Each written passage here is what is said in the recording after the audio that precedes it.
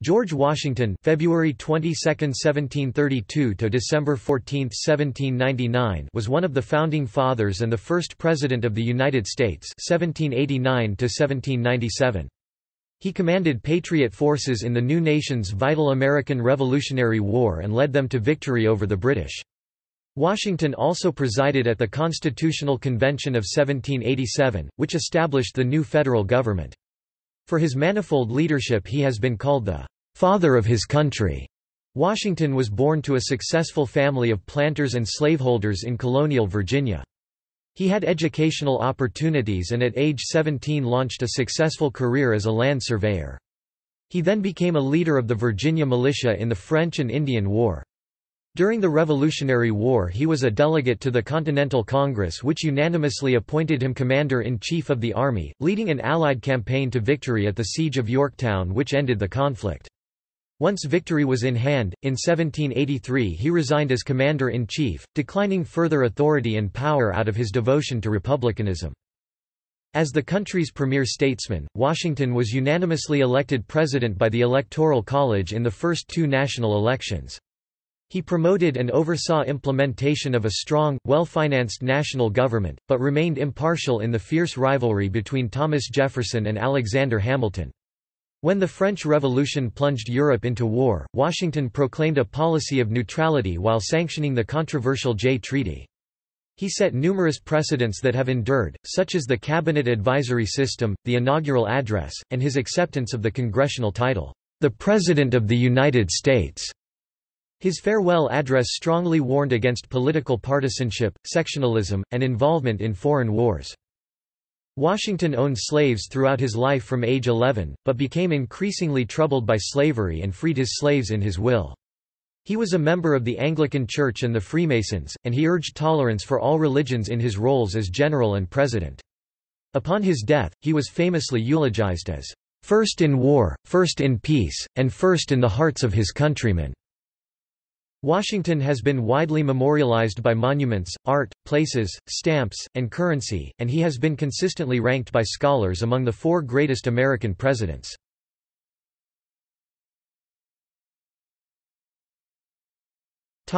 Early years 1732 to 1752.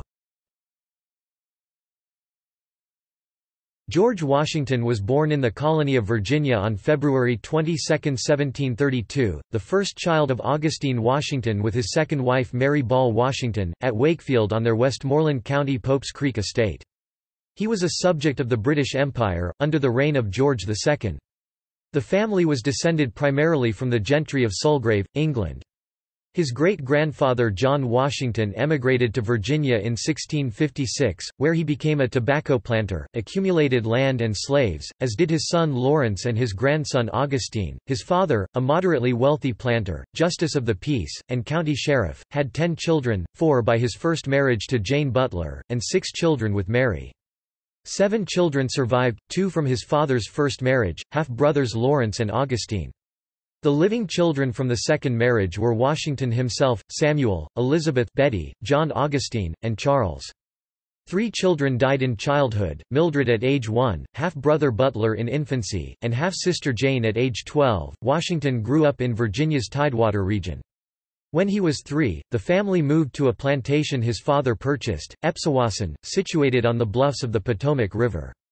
3 years later, at age 6, they relocated to Ferry Farm near Fredericksburg. He spent much of his boyhood there. It is said to be the setting for the legendary cherry tree anecdote reported by Parson Weems, based on accounts of family acquaintances.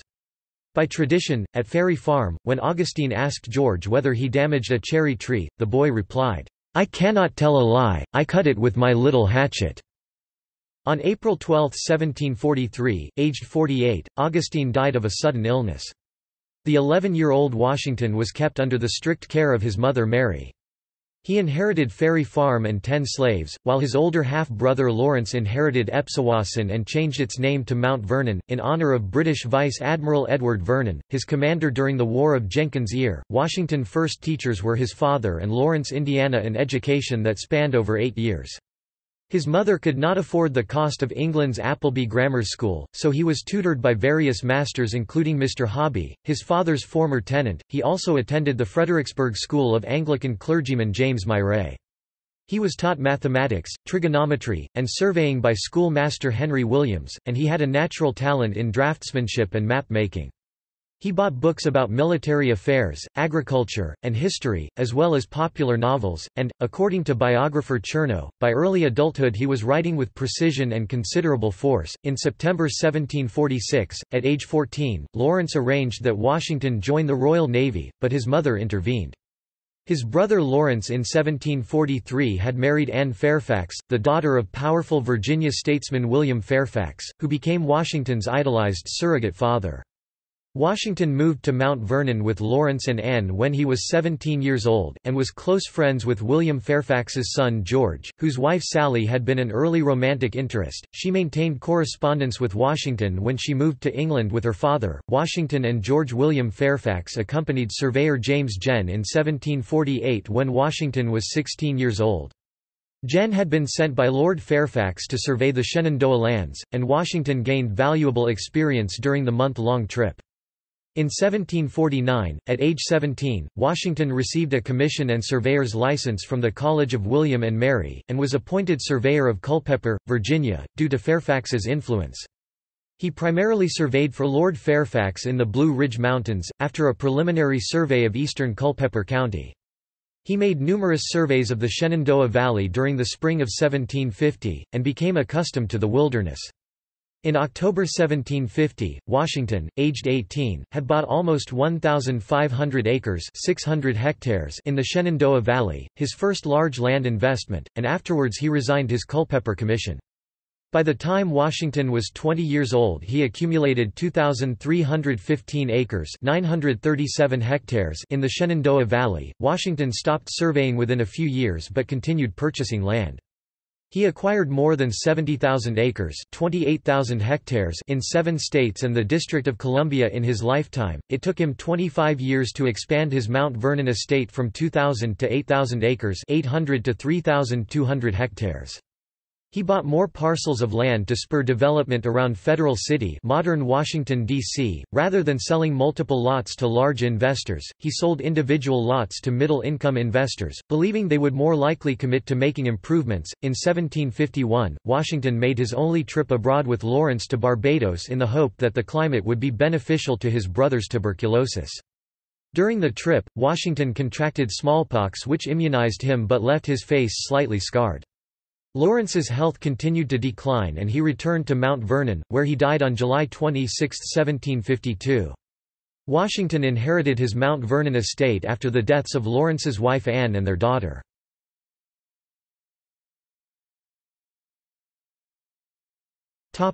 Early military career 1752 to 1758. Washington's military life began in the years leading up to the French and Indian War. His brother Lawrence was an adjutant general at the time of his death, which inspired Washington to pursue his military career. He was trained in musters and drills before Robert Dinwiddie appointed him adjutant, first to the Southern District in December 1752 and later to the Northern and Eastern Districts as well. In February 1753, when Washington was 21, Dinwiddie promoted him to the rank of major at an annual salary of £100, then made him British military ambassador to the French officials and to the Iroquois and Algonquians, as far north as Erie, Pennsylvania in the Ohio Country. 30 years later Washington reflected in amazement, "that so young and inexperienced a person should have been employed."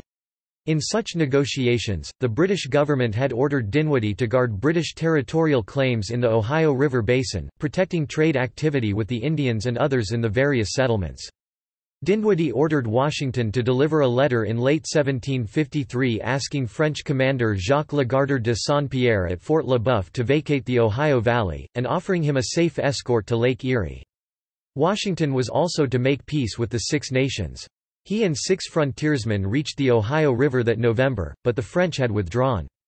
He met with Half-King Tanacherison and other Six Nations Iroquois chiefs at Logstown and secured their support against the French if needed, then continued 60 miles 97 kilometers and met the French at Venango. but the letter was refused. Washington then reached Fort Le Boeuf and delivered the letter to the commander, who replied that Dinwiddie should send his demand to the Major General of New France at its capital in Quebec. By Dinwiddie's order, Washington's diary of the expedition was printed by William Hunter, giving Washington name recognition in Virginia and England. It also helped him obtain a commission to raise a company of men.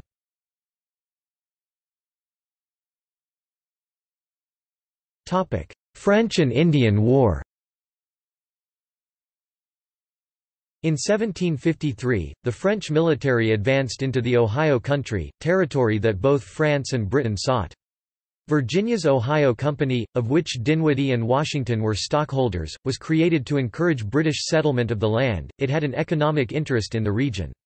The land that joined the Monongahela and Allegheny rivers, the area that would become Pittsburgh, was highly prized by both nations. The competing stakes led to the French and Indian War (1754–62), as well as the onset of the 7 Years' War (1756–63).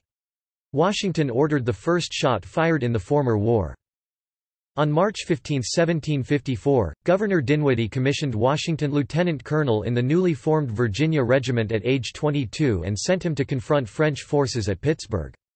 Dinwiddie ordered Washington to take prisoners or kill those who resisted British control of the region. He set out on April 2 with 150 men, and received news en route that a French force had driven out colonial traders and begun construction of Fort Duquesne. Half-King Tanacharison and a few warriors discovered a small detachment of French troops east of Uniontown, Pennsylvania, led by Joseph Coulon de Jumonville, so Washington built an entrenched camp at Great Meadows, which he called Fort Necessity. He then led his unit and their Mingo Iroquois allies in an ambush against the French on May 28 in the brief Battle of Jumonville Glen. Jumonville was killed, and most of his party were taken prisoner or killed. For this battle, Tanacharison gave Washington the name Canotacarius, town destroyer.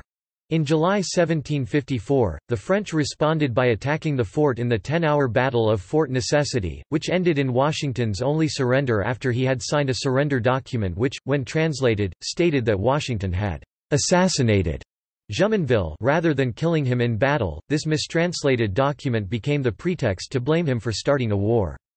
Modern historian Joseph Ellis concludes that the episode demonstrated Washington's bravery and initiative, as well as his inexperience and impetuosity.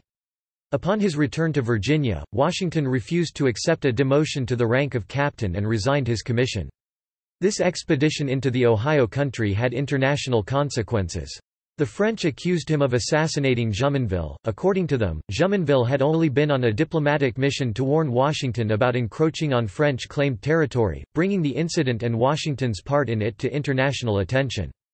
France and Great Britain were now set to fight for control of Ohio Country, both sending in troops in 1755, and war was formally declared in 1756. In 1755, the British Crown sent General Edward Braddock and regulars to take Fort Duquesne.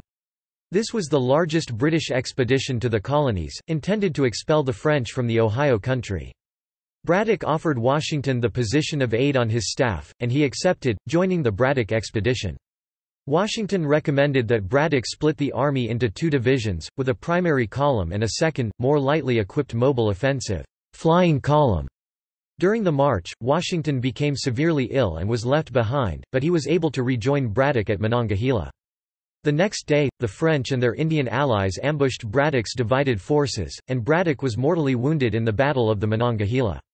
The British suffered devastating casualties and retreated in panic, with 2/3 killed or wounded, but Washington rallied his forces in an organized retreat even though he was suffering from a fever and headache. He had 2 horses shot from under him, and his hat and coat were bullet-pierced. His conduct under fire redeemed his reputation among critics of his command in the Battle of Fort Necessity. Nonetheless, he was not included by the succeeding commander Colonel Thomas Dunbar in planning subsequent operations. On August 14, 1755, Dinwiddie appointed Washington colonel and commander-in-chief of all of Virginia's colonial military forces, to protect Virginia's frontier from Indian attacks. Washington was 23, in charge of defending 300 miles (480 kilometers) of frontier with only 300 men. Savage frontier battles took place, 20 battles in 10 months between Washington's Virginia Regiment and the Indians. Washington desired to wear the coveted red coat of officer rank, but this eluded him. He was convinced that Braddock would have recommended him for a regular commission in the British Army had he survived, so he appealed to Braddock's successor Lord Loudoun. Loudoun refused the request but did agree to transfer responsibility for Fort Cumberland from Virginia to Maryland. Washington's command increased to 1,000 soldiers, while he emphasized discipline and training, and Virginia's frontier population suffered less than that of other colonies as a result of his strenuous efforts. Historian Joseph Ellis concludes that this was his only unqualified success during the French and Indian War. Washington continued to advocate the capture of Fort Duquesne, and the British Crown sent Commanding General John Forbes, Colonel Thomas Gage, and British regulars to take the post in 1758.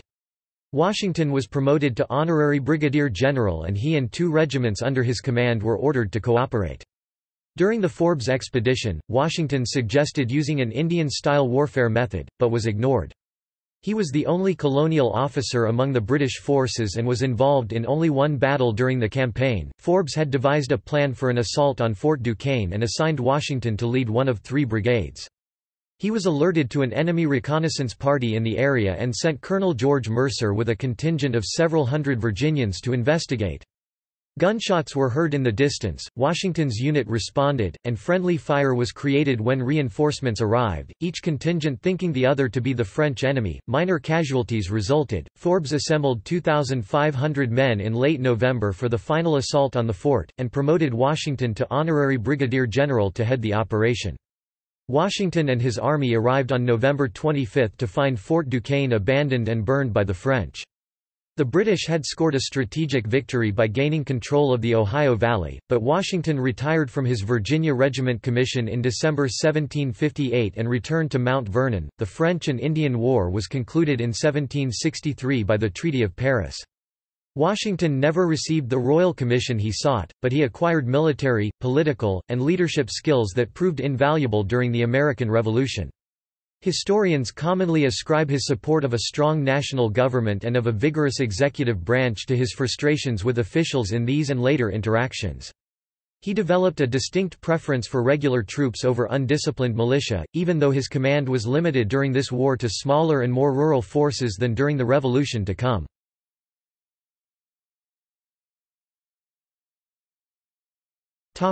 Marriage, civilian life and political beginnings 1759 to 1774. On January 6, 1759, 27-year-old Washington married Martha Dandridge Custis, age 28, the wealthy widow of Daniel Parke Custis, in a ceremony at the Custis Mansion. Martha was intelligent and gracious, and experienced in managing a planter's estate, and they effected an agreeable marriage. They raised John Parke Custis and Martha Parke Patsy Custis, her children from her previous marriage, and later raised their grandchildren Eleanor Parke Custis and George Washington Parke Custis. His 1751 bout with smallpox is thought to have rendered him sterile, but in any case they lamented they had no children together. They moved to Mount Vernon, near Alexandria, where he took up life as a successful planter of tobacco and wheat and emerged as a political figure. The marriage gave Washington control over Martha's one-third dower interest in the 18,000-acre (7,300 hectares) Custis estate, worth about £40,000 in contemporary currency, or about $10 million in 2018, and he managed the remaining two-thirds on behalf of Martha's children. He thus became one of Virginia's wealthiest men and increased his social standing. He also acquired 84 slaves through the marriage, brought to Mount Vernon from the estate. Dinwiddie had promised land bounties in 1754 to the soldiers and officers who volunteered during the French and Indian War. Washington prevailed upon Governor Lord Botetourt, and he fulfilled Dinwiddie's promise in 1769–70. In the fall of 1770, Washington inspected the lands, located in the Ohio and Great Kanawha regions, and in order to make a survey, obtained the appointment of William Crawford. Crawford allotted to Washington 23,200 acres (9,400 hectares) of the best acreage on the tract. Washington told the veterans that their land was hilly and unsuitable for farming, and agreed to purchase 20,147 acres (8,153 hectares). Many veterans were happy with the sale, while others felt they had been duped. He also doubled the size of Mount Vernon to 6,500 acres (2,600 hectares) and increased its slave population to more than 100 by 1775. As a respected military hero and landowner, he held local office and was elected to the Virginia provincial legislature, representing Frederick County in the House of Burgesses beginning in 1758, on his 27th birthday, and Fairfax County, beginning in 1765. In the election that year, he plied the voters with 170 U.S. gallons 640 L of rice punch, beer, wine, hard cider, and brandy while he was away serving on the Forbes expedition. He won election with roughly 40% of the vote, defeating 3 other candidates with the help of several local elites. He rarely spoke publicly in his early legislative career, but he became a prominent critic of Britain's taxation and mercantilist policies in the 1760s. Washington lived an aristocratic lifestyle, and his favorite activities included fox hunting, fishing, dances and parties, the theater, races, and cockfights. He also was known to play cards, backgammon, and billiards. Like most Virginia planters, he imported luxuries and other goods from England and paid for them by exporting his tobacco crop. By 1764, however, a poor tobacco market left him 1,800 liras in debt. He bolstered his solvency in the mid-1760s by diversifying, paying more attention to his finances, and reducing imported luxuries. He changed Mount Vernon's primary cash crop from tobacco to wheat, and further diversified operations to include flour milling, fishing, horse breeding, hog production, spinning, and weaving.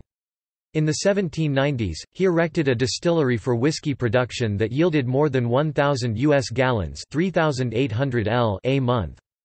Washington's stepdaughter Patsy Custis suffered from epileptic attacks from age 12, and after 5 years she died in his arms in 1773. The following day, he wrote to Burwell Bassett, "It is easier to conceive, than to describe, the distress of this family." He cancelled all business activity and was not away from Martha for a single night for the next 3 months. Half of Patsy's inheritance passed to him, and with it he was able to pay off his British creditors. Washington became a political figure and soon emerged as a leader among the social elite in Virginia. From 1768 to 1775, he invited some 2,000 guests to his Mount Vernon estate, mostly those whom he considered people of rank. His advice regarding people who were not of high social status was to treat them civilly, but keep them at a proper distance, for they will grow upon familiarity, in proportion as you sink in authority. He became more politically active in 1769, presenting legislation in the Virginia Assembly to establish an embargo on goods from Great Britain.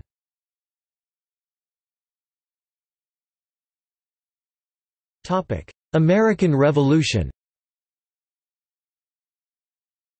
Washington played a central role before and during the American Revolution as it unfolded. A firm believer in its principles, he was adamantly opposed to the continuing taxes imposed on the colonies without their representation. His distrust of England began when he was passed over for a commission in the British Army in 1755, and he thereafter assumed a leading role in the American Revolution. He and other colonists were angered by a royal proclamation in 1763 banning American settlement west of the Allegheny Mountains, and protective of the British fur trade. He believed the Stamp Act of 1765 was an act of oppression, and celebrated with fellow colonists after its appeal the following year. In March 1766, Parliament passed the Declaratory Act, which asserted that parliamentary law held absolute sway over colonial law. Washington helped to lead the widespread colonial protests against the Townshend Acts passed by Parliament in 1767, and he introduced a proposal in May 1769 drafted by George Mason that called for Virginia to boycott English goods until the acts were repealed in 1770. Parliament sought to punish Massachusetts colonists for their role in the Boston Tea Party in 1774 with passage of the Intolerable Acts, which Washington referred to as an invasion of our rights and privileges. He said that Americans must not submit to acts of tyranny since, "Custom and use shall make us as tame and abject slaves, as the blacks we rule over with such arbitrary sway." That July, George Mason arrived at Mount Vernon with a list of resolutions, which he and Washington worked overnight to refine. The next day, they presented them to the Fairfax County Committee, chaired by Washington, which adopted the Fairfax Resolves, calling in part for a Continental Congress.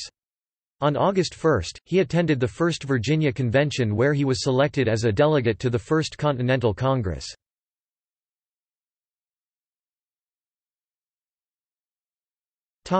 Revolutionary War 1775 to 1783.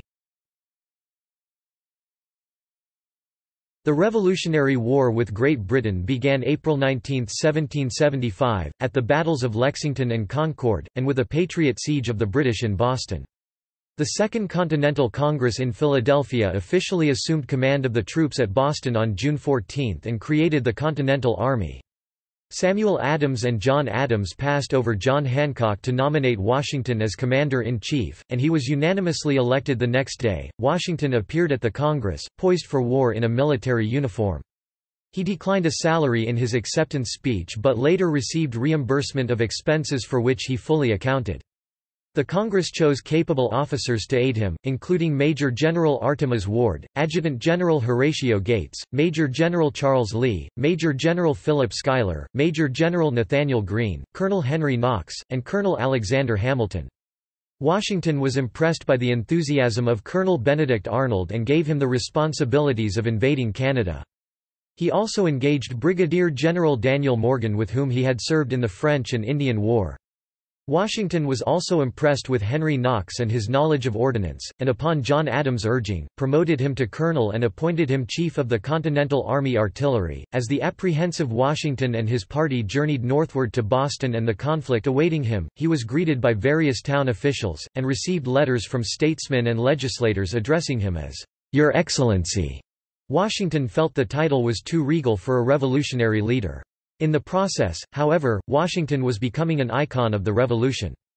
Historian Gary Wills noted, "Before there was a nation, before there was any symbol of that nation, a flag, a constitution, a national seal, there was Washington."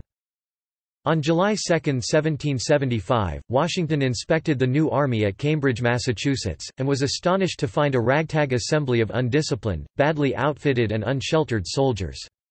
Here he consulted with Benjamin Franklin, who shared plans for managing the undisciplined men. Washington immediately initiated Franklin's reforms by drilling soldiers and imposing strict discipline, including fines, floggings, and incarceration. As ordered, his officer staff scrutinized military manuals and the individual skills of recruits, to ensure effective assignment of military duties. He removed cowardly or incompetent officers, and demanded respect for civilians. All of this, he told Congress, was a most necessary work. On August 23, King George III proclaimed that rebellious American colonists were traitors to the Crown.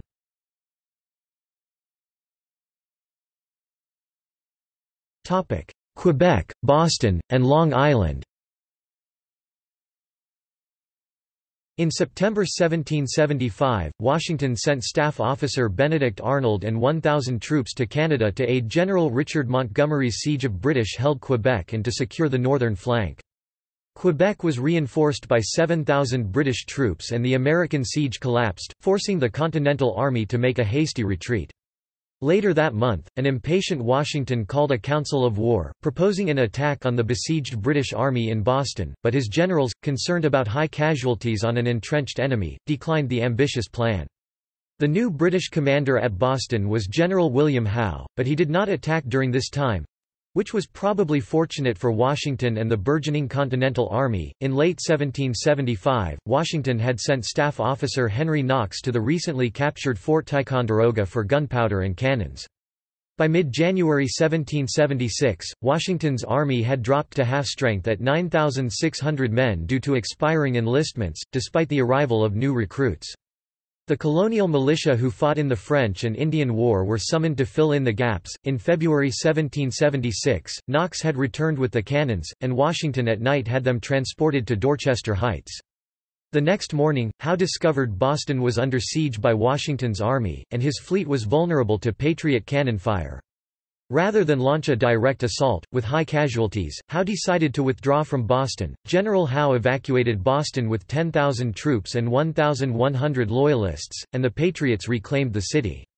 Washington then marched his army to New York, initiated fortification, and correctly predicted that the British would return and attack in full force. While Washington readied New York City from imminent British attack, tensions mounted between Loyalists and Patriots.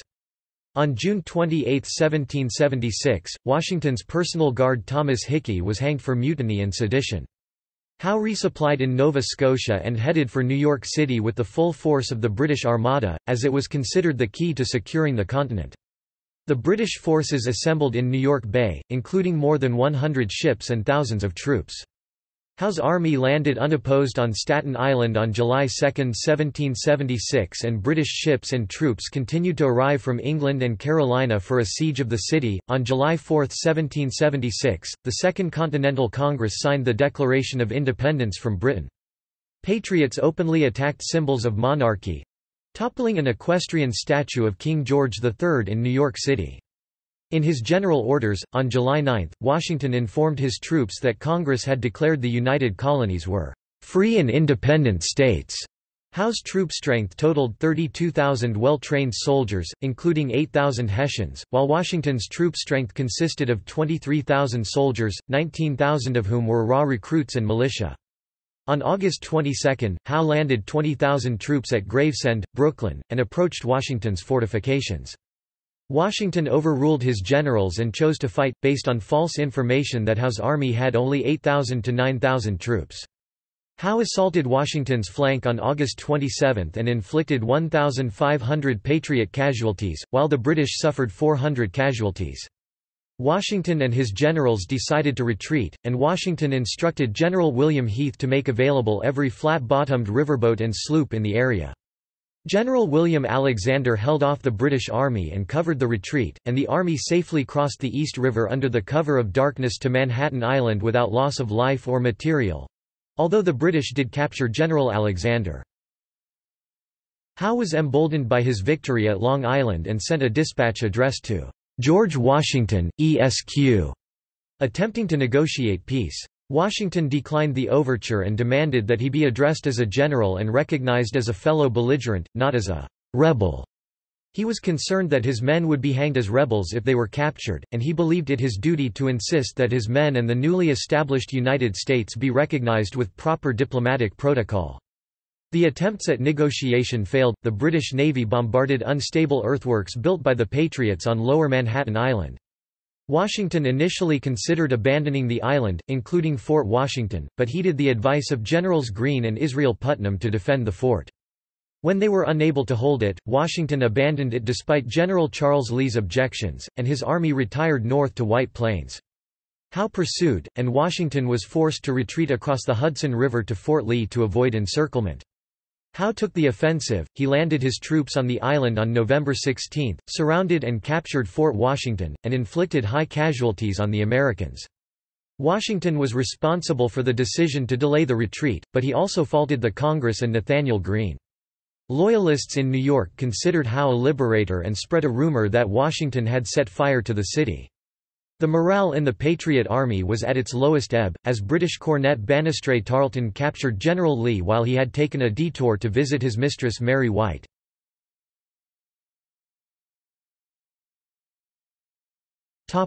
Crossing the Delaware. Washington's army, reduced to 5,400 troops, retreated through northeast New Jersey. Howe broke off pursuit on December 14, delayed his advance on Philadelphia, and set up winter quarters in New York. Washington crossed the Delaware River into Pennsylvania, where Lee's replacement John Sullivan and 2,000 troops joined him. The future of the Continental Army was in doubt for lack of supplies, a harsh winter, expiring enlistments, and desertions.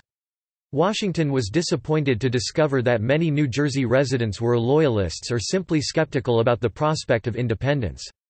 Howe had split up his British Army and posted a Hessian garrison at Trenton, to hold western New Jersey and the east shore of the Delaware. Washington learned of a complacency within Howe's army and, believing the future of the country was riding on his shoulders, met with his generals on Christmas Eve and devised an intricate plan of surprise attack on the Hessian garrison at Trenton.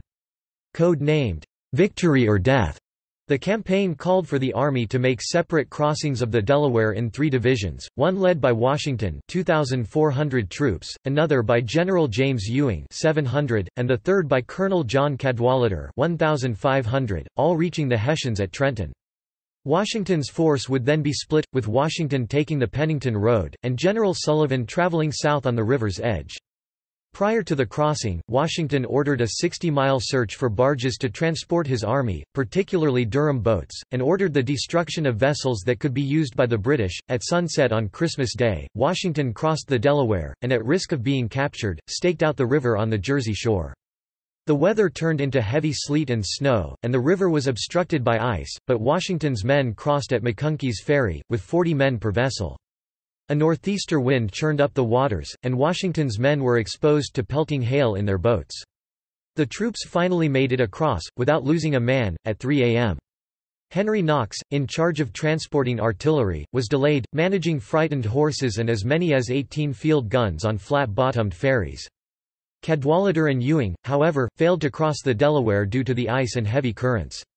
Washington waited in despair while Knox and the rest of the army crossed the river, and feared he might have to abandon his attack on Trenton. By 3 a.m., Knox and his artillery regiments finally made it, and by 4 a.m., Washington began marching towards Trenton. Rather than return his army to Pennsylvania and risk being spotted, Washington chose to take his troops alone against the Hessians.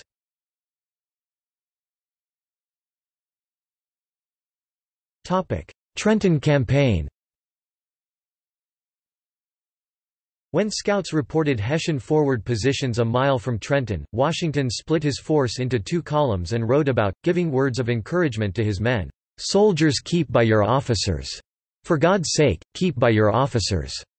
Stopping briefly for a council of war with his officers, the 2 columns then separated at the Birmingham Crossroads, with General Nathaniel Greene's force, led by Washington, taking the Upper Ferry Road, while General John Sullivan's advanced on River Road. See map. Veiled by sleet and snow, the Americans advanced on Trenton. Many of the soldiers were shoeless, with bloodied feet, and 2 died of exposure. At sunrise, they made a coordinated and surprise attack on the Hessians. Washington personally led the charge, aided by Major General Henry Knox and his artillery. Hessian Colonel Johann Rall was mortally wounded during the short battle. Enemy casualties included 22 killed, 83 wounded, with 850 captured with large amounts of supply. After retreating back across the Delaware to Pennsylvania, Washington returned to New Jersey on January 3, launching an attack on British regulars at Princeton, with only 40 Americans killed or wounded while the British forces suffered 273 killed or captured.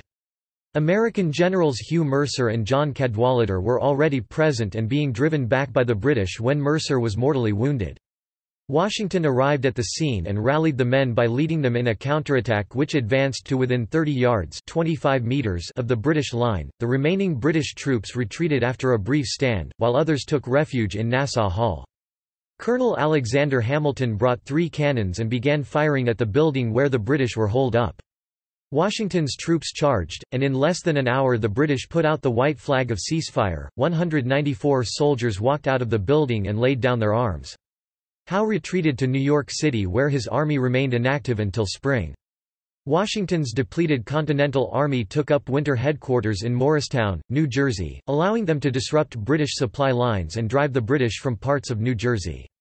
Washington later admitted that the British could easily have defeated his thinly guarded encampment if they had counterattacked before his troops were dug in. The British still controlled New York, and after the winter campaign, many Patriot soldiers did not re-enlist, or had deserted during the harsh winter.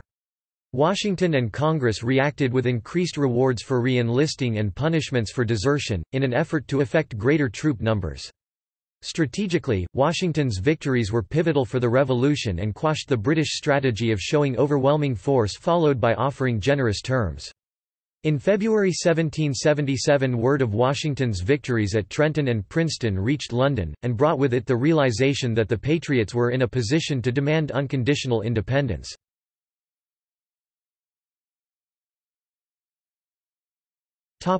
Brandywine, Germantown, and Saratoga. In February 1777, while encamped at Morristown, New Jersey, Washington determined smallpox inoculation could prevent deaths from the disease, and employed it for the army to great effect. That summer, British General John Burgoyne led a major invasion army south from Quebec, through Lake Champlain and recaptured Fort Ticonderoga with the ultimate objective of dividing New England by taking control of the Hudson River further south. But General Howe, then in British-occupied New York, blundered strategically, taking his army south to Philadelphia rather than up the Hudson River to join Burgoyne near Albany. Meanwhile, Washington, with Lafayette at his side, rushed to Philadelphia to engage Howe, where he was shocked to learn of Burgoyne's progress in upstate New York, where the Patriots were led by General Philip Schuyler and his successor Horatio Gates. Washington's army of less experienced men were defeated in the pitched battles at Philadelphia. Howe outmaneuvered Washington at the Battle of Brandywine on September 11, 1777, and marched unopposed into America's capital, Philadelphia. The Patriots failed in an attempted attack on the British garrison at Germantown in early October. Because of the losses incurred at Philadelphia, Major General Thomas Conway prompted some members of Congress, referred to as the Conway Cabal, to consider removing Washington from command. Washington's supporters rallied behind him, and after much deliberation the matter was eventually dropped. Exposed for his complicity and correspondence to Congress over matters, Conway later wrote an apology to Washington, but he never paid Conway any response. Conway resigned and returned to France. Meanwhile, Washington's strategy improved the situation for Gates's army during the Saratoga campaign to the north. He was most concerned about the movements of General Howe and was aware that Burgoyne was also moving south toward Saratoga from Quebec. Washington took some risks in July, sending reinforcements north commanded by Major General Benedict Arnold, his most aggressive field commander, and Major General Benjamin Lincoln. Burgoyne made 2 attempts to take Bemis Heights, but found himself trapped and beyond the reach of help from Howe. He was forced to retreat to Saratoga and ultimately surrendered after the battles of Saratoga, leading to Howe's resignation in May 1778. Washington was concerned that Gates's victory was going to give impetus to his critics. 20th-century biographer John Alden maintains, "It was inevitable that the defeats of Washington's forces and the concurrent victory of the forces in Upper New York should be compared." The zealous admiration for Washington was waning. John Adams, for one, then gave him little credit. This was a major turning point both militarily and diplomatically. The French responded to Burgoyne's defeat by entering the war, allying with America and expanding the Revolutionary War into more than a domestic affair.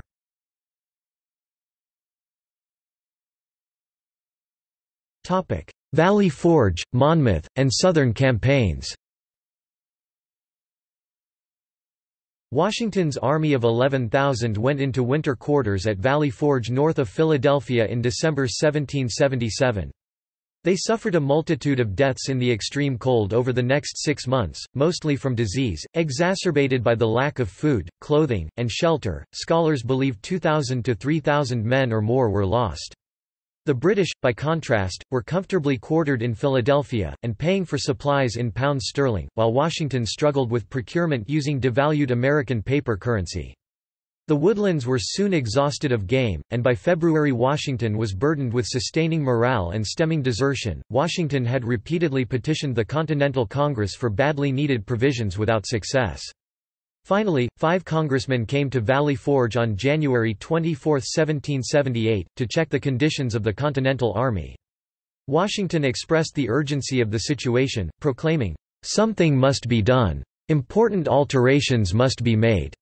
He also recommended that Congress take control of the Army supply system, pay for supplies, and hasten them to the troops. In response to his urging, Congress agreed to fund the Army's supply lines and reorganized the commissary department that gathered the supplies for the Army.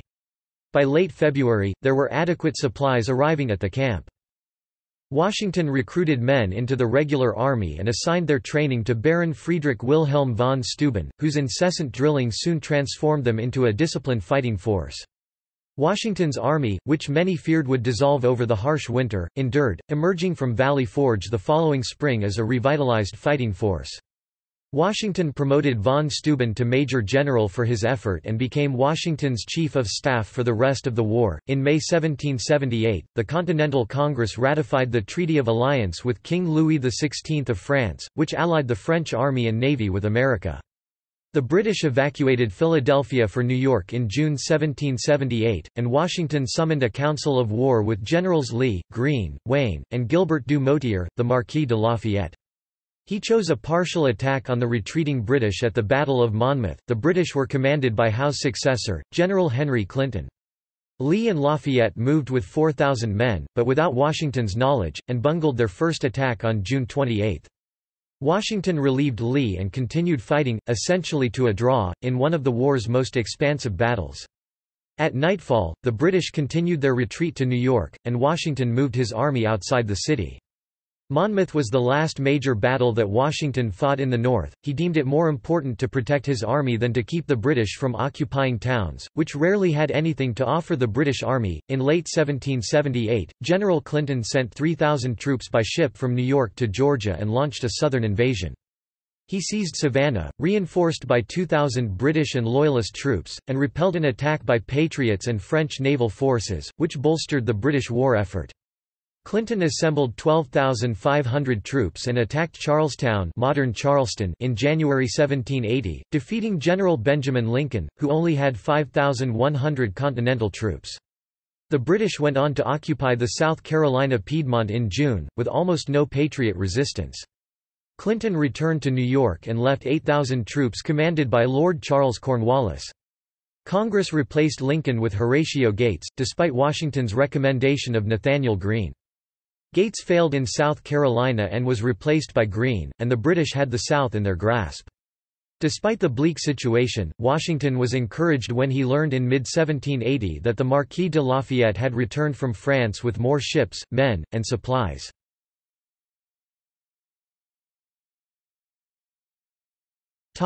Sullivan Expedition and Hudson River. In the summer of 1779, Washington and Congress decided to strike the Iroquois warriors of the Six Nations in a campaign to force Britain's Indian allies out of New York, which they had used as a base to attack American settlements around New England. The Indian warriors joined with Tory Rangers led by Walter Butler and slew more than 200 frontiersmen in June, using barbarities normally shunned, and laid waste to the Wyoming Valley in Pennsylvania. Prompted by massacres and many attacks on American civilians, Washington ordered General John Sullivan to lead a military operation in August and to effect the total destruction and devastation of all Iroquois villages and take their women and children hostage. Those who managed to escape fled to British protection in Canada. When Sullivan later reported that the expedition had been accomplished, he referred to the Iroquois as inhuman barbarians. Washington went into quarters at Morristown, New Jersey during the harsh winter of 1779 and 1780, which subjected the troops to some of their worst suffering during the war, with temperatures well below freezing. New York Harbor was frozen over, and snow and ice covered the ground for weeks. As at Valley Forge, the troops again lacked provisions for a time.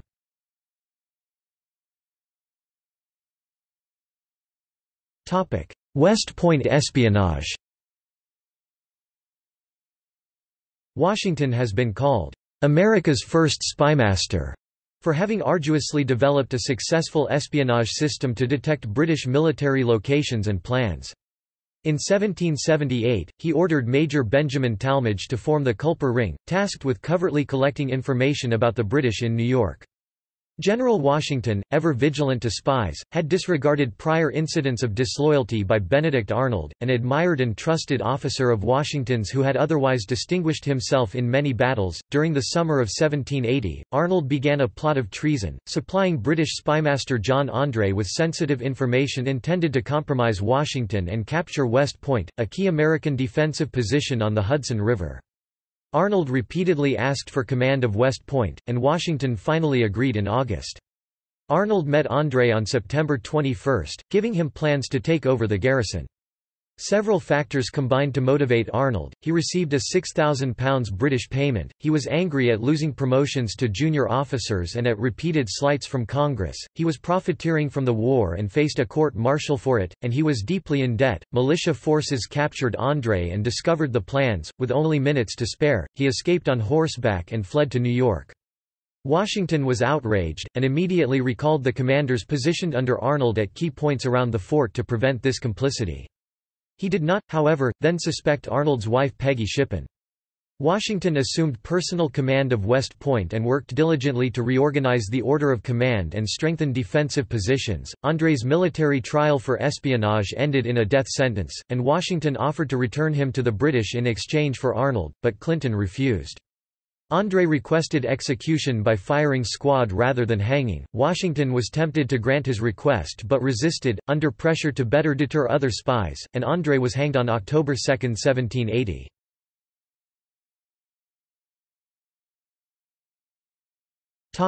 Yorktown Victory, Peace Treaty. Washington's army went into winter quarters at New Windsor, New York, in 1780, where they again suffered from extreme cold and lack of supplies, prompting Washington to prevail upon Congress and state officials to come to their aid with provisions.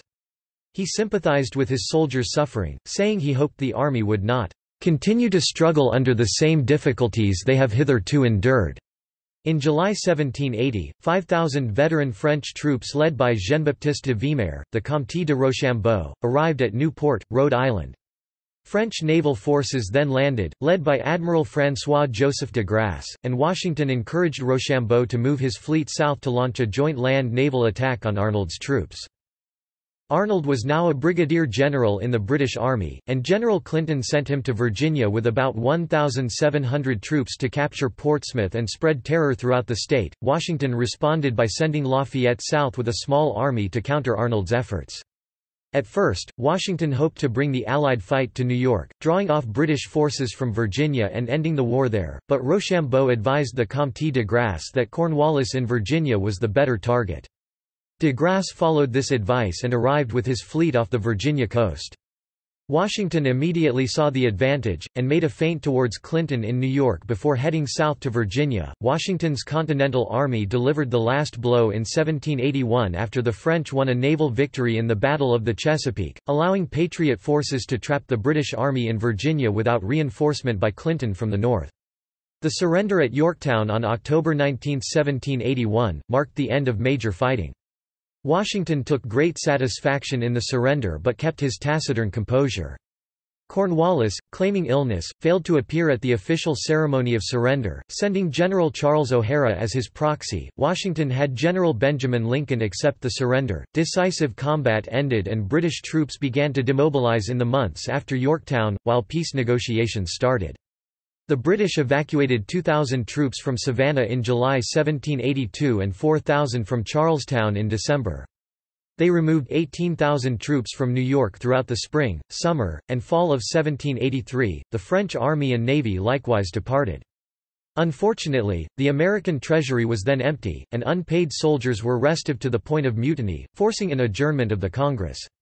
Washington dispelled unrest among officers by suppressing the Newburgh Conspiracy in March 1783, and Congress promised officers a 5-year bonus.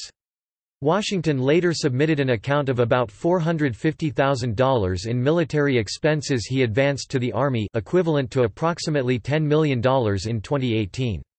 The account was settled, though allegedly vague about large sums, and included his wife Martha's expenses incurred through visitations to his headquarters, as well as his agreed compensation.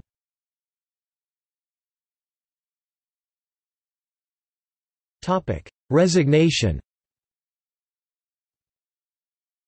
Washington resigned his commission as Commander-in-Chief of the Continental Army following the signing of the Treaty of Paris, and made immediate plans to retire to his home at Mount Vernon. With the peace treaty initially ratified in April 1783, a congressional committee under Hamilton worked to adapt the Army for peacetime, on May 2. However, Washington didn't find out about the treaty until November 1, 2 months later. Washington gave the Army's perspective to the committee in his Sentiments on a Peace Establishment. The committee's proposals were defeated by congressional votes later that month, again in October, and also in April, 1784. The treaty was signed on September 3, 1783, and Great Britain officially recognized the independence of the United States. Washington disbanded his army, giving an eloquent farewell address to his soldiers on November 2. On November 25, the British evacuated New York City, and Washington and Governor George Clinton took possession.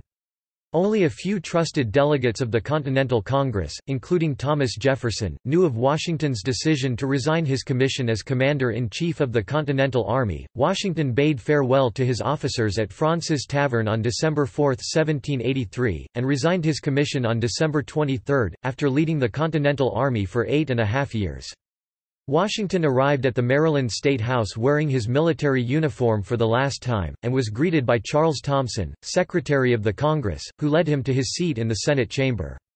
He gave a brief statement to the Continental Congress. "I consider it an indispensable duty to close this last solemn act of my official life, by commending the interests of our dearest country to the protection of Almighty God, and those who have the superintendence of them, to His holy keeping." Praised by Thomas Jefferson for relinquishing power, Washington had refuted claims made by Loyalists that he would retain his position as Commander-in-Chief and rule as a dictator. Henry Knox also gave tribute to Washington and likened him to the Roman consul Lucius Quintus Cincinnatus, who had also relinquished his military power after securing victory in ancient Rome.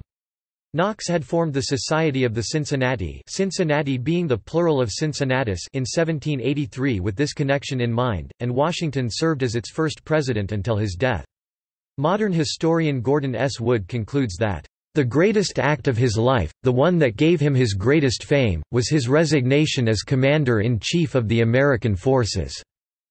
Washington advised Congress at Rocky Hill, New Jersey, in August 1783 to keep a standing army, create a national militia formed of separate state units, and establish a navy and a national military academy. He circulated his farewell orders that discharged his troops, whom he called one patriotic band of brothers. Before his return to Mount Vernon, he oversaw the evacuation of British forces in New York and was greeted by parades and celebrations, where he announced that Knox had been newly promoted Commander-in-Chief of the Continental Army.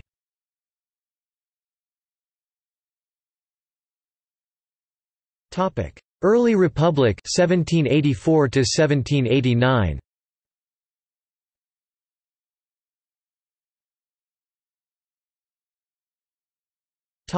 Military retirement.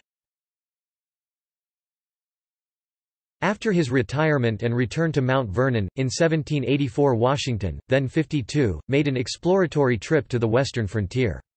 He also inspected the land holdings he had earned decades earlier for his service in the French and Indian War. He also facilitated the creation of the Potomac Company, a public-private partnership that financed a project to improve the navigability of the Potomac River and to construct a canal linking the Potomac to the Ohio River. He was elected president of the company, for which he proselytized extensively. The project served as a model for large-scale canal building, but technical and financial challenges rendered it unprofitable, and the Potomac-Ohio Canal was not completed.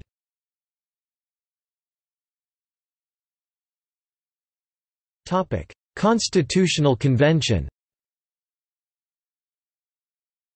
After the war, Washington did not wish to involve himself in the political matters of the nation.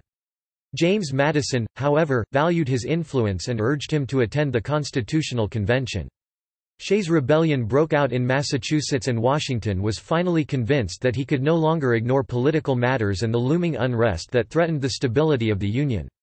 He appeared at the convention as a delegate from Virginia and was unanimously elected its president in 1787. He was critical of the Articles of Confederation for the weak central government it established, referring to them as no more than a rope of sand to unite the new nation. His view for the need of a strong federal government developed from his early years of frustration with British officials and his experience at Valley Forge when the Continental Congress failed to supply the military. The general populace, however, did not share his inclination for a strong federal government binding the states together, fearing that it would become as overbearing as the British Parliament from which they had just freed themselves. Washington was reserved during the debates and voting, lending his prestige to the goodwill and work of the other delegates. After a couple of months, he wrote to Alexander Hamilton, expressing his anxiety that he was the only one holding the union of delegates together. I almost despair of seeing a favorable issue to the proceedings of our convention and do therefore repent having had any agency in the business." Following the convention, however, his support convinced many to vote for ratification of the Constitution. He unsuccessfully lobbied anti-federalist Patrick Henry, saying that, The adoption of it under the present circumstances of the Union is in my opinion desirable." And he declared that the only alternative would be anarchy. Even so, he did not consider it proper to cast his vote in favor of adoption on behalf of Virginia as the state's representative, since he was expected to be nominated president if it was ratified.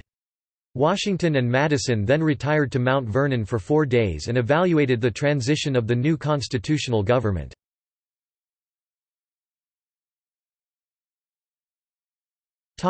First presidential election. The delegates to the Constitutional Convention designed the presidency with Washington in mind, allowing him to define the office once elected. He thought that the achievements were monumental when they were finally completed. The state electors under the Constitution voted for the president on February 4, 1789. Washington suspected that most Republicans had not voted for him.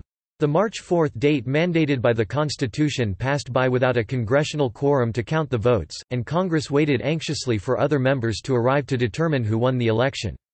A quorum was finally reached on April 5, and Congress counted the votes on April 6. Congressional Secretary Charles Thomson was sent to Mount Vernon to tell Washington that he had been elected the first President of the United States. Washington won the majority of every state's electoral votes, while John Adams received the next highest vote total and was elected vice president—originally a post given to the candidate with the second highest portion of the vote. Washington had "anxious and painful sensations" over leaving the "domestic felicity" of Mount Vernon, but he departed Mount Vernon for New York City on April 23 to be inaugurated.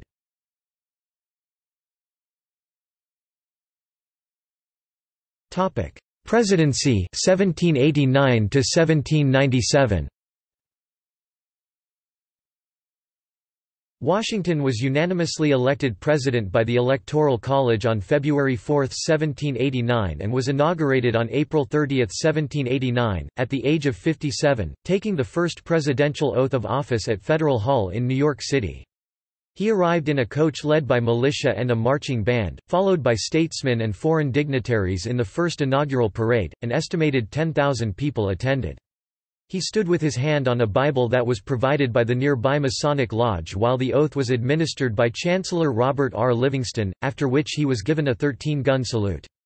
He then returned to the Senate chambers where he read a 1,200-word speech in contrast to his later second inaugural speech, asking that Almighty Being who rules over the universe, who presides in the councils of nations, and whose providential aids can supply every human defect, would consecrate the liberties and happiness of the people of the United States with his blessing. He declined a salary in his speech, but Congress later set an annual salary of $25,000, equivalent to about $715,000 in 2018, and he accepted the amount to defray costs of the presidency. Washington was aware that he would set a precedent with everything that he said and did, and he attended carefully to the pomp and ceremony of office, making sure that the titles and trappings were suitably Republican and did not emulate European royal courts.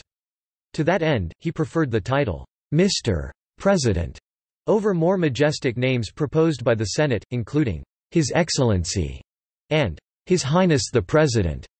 His precedents also included messages to Congress and the cabinet form of the executive branch. Washington had planned to resign after his first term, but the unstable nation with its existing political strife convinced him that he should remain in office. He was an able administrator and judge of talent and character and established many precedents. He talked regularly with department heads and listened to their advice before making a final decision. He established a toleration of opposing views, despite fears that a democratic system would lead to political violence, and he conducted a smooth transition of power to his successor. Washington officially remained nonpartisan throughout his presidency and opposed the divisiveness of political parties in the new and unstable Union, but he favored a strong central government, was largely sympathetic to a federalist form of government, and was leery of the Republican opposition. During his first term in office, Washington had to contend with major problems. The old Confederation had lacked the powers to handle its workload. It had weak leadership, no executive, a small bureaucracy of clerks, a large debt, worthless paper money, and no power to establish taxes. The United States was not completely unified, and Washington had the task of assembling an executive department. He relied on Tobias Lear for advice selecting its officers. Great Britain also refused to relinquish its forts in the American West, while Barbary pirates were preying on American merchant ships in the Mediterranean at a time when the United States Army was minuscule, and the Navy had not yet been established.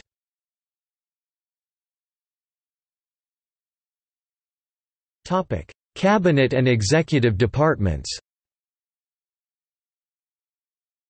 Congress created executive departments during Washington's first months in office in 1789, including the State Department on July 27, the Department of War in early August, and the Treasury Department on September 2. The President also received 2 additional officers without departments, the Attorney General and Postmaster General. Washington appointed Richmond lawyer Edmund Randolph as Attorney General and Samuel Osgood as Postmaster General. He also appointed fellow Virginian Thomas Jefferson to be Secretary of State and Henry Knox, who had succeeded Washington as Commander-in-Chief of the Continental Army, as Secretary of War. Finally, he appointed Alexander Hamilton as Secretary of the Treasury. Washington's cabinet eventually developed into a consulting and advisory body, although this was not mandated by the Constitution. Washington's cabinet members were known for their dissension, forming rival parties with sharply opposing views, most fiercely illustrated between Hamilton and Jefferson. Washington restricted cabinet discussions to topics of his choosing, without participating in debate. He occasionally requested cabinet opinions in writing, and expected department heads to carry out his decisions without complaint. Hamilton played an active role advising Congress, providing written reports and using his influence with congressional committee leaders.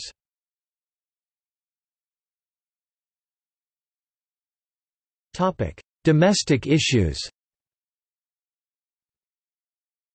Washington was not aligned with a political party and opposed their formation, suspecting that conflict would undermine republicanism. His closest advisers formed 2 factions, however, portending the first-party system. Secretary of the Treasury Alexander Hamilton planned to establish the national credit and build a financially powerful nation. He employed these objectives as planks for the Federalist Party. Secretary of State Thomas Jefferson strongly disapproved of Hamilton's agenda, and founded the Jeffersonian Republicans to take up the opposition. Washington favored Hamilton's agenda, which went into effect and became law, though Hamilton's fiscal recommendations created bitter controversy during Washington's presidency.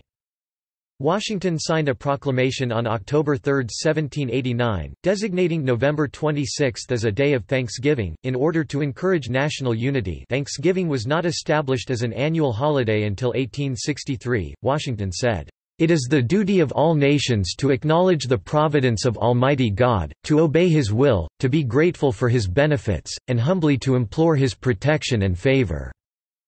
On his appointed Thanksgiving Day, he fasted while visiting debtors in prison, but provided them with food and beer.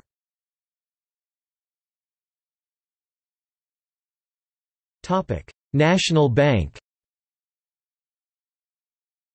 The establishment of public credit became a primary task of the new federal government. Hamilton submitted a report of the matter to Congress on January 14, 1790.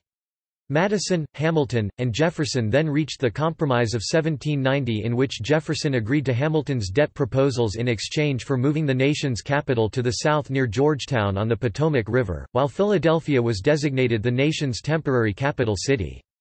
This settled a deadlock in Congress, and the terms were legislated in the Funding Act and the Residence Act, both of which Washington signed into law on August 4.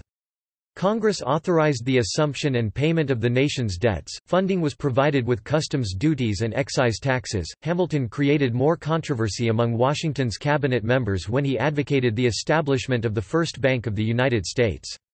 Madison and Jefferson objected, but the bank easily passed Congress. When Washington sought advice from his cabinet, Jefferson and Randolph believed strongly that the new bank was beyond the authority granted by the Constitution. Hamilton thought the bank was within the government's enumerated powers in the Constitution. Washington sided with Hamilton and signed the legislation on February 25. However, the rift widened between Hamilton and Jefferson and they became openly hostile. The young nation experienced its first financial crisis in March 1792. Hamilton's Federalists exploited large loans to gain control of U.S. debt securities, causing a run on the new national bank, though the markets returned to normal by mid-April. Jefferson believed that Hamilton was part of the scheme, in spite of the latter's efforts to ameliorate, and Washington found himself in the middle of a feud.